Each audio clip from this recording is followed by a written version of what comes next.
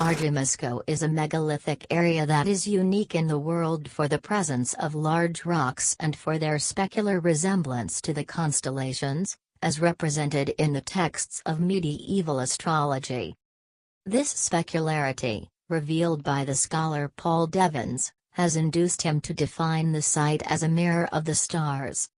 Moreover, the author has first revealed that, what some local scholars define as sexual symbols for prehistoric fertility rites, are instead medieval alchemical symbols. Moreover, the author has first revealed that, what some local scholars define as sexual symbols for prehistoric fertility rites, are instead medieval alchemical symbols.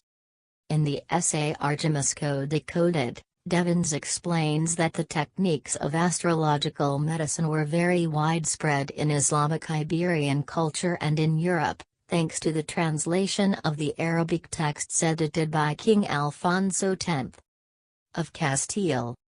Astral medicine consisted of treating diseases by connecting the constellations, corresponding to various parts of the body, with statues that reproduced them.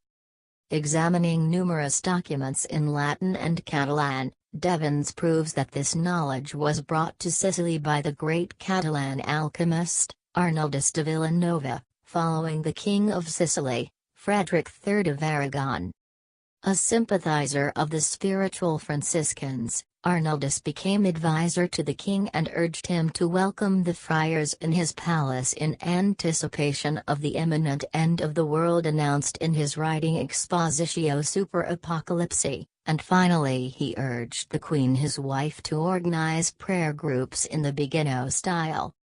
Arnaldus proposed to Frederick a project for the construction of a large speculum medicine, or a large stone talisman, for the health of the body of the king and of the royal family and to prevent tribulations linked to the end of time. Devins hypothesizes that for this reason, perhaps, in 1310 Arnaldus received a conspicuous donation from the Queen Eleanor of Anjou.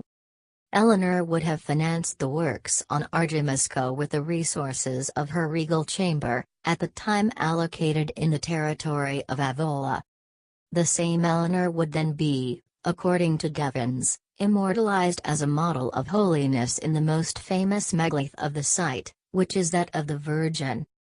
The sudden death of Arnaldus in 1311 caused the end of the works on Argimusco. On the site are still visible the large stones extracted from the quarry and then abandoned.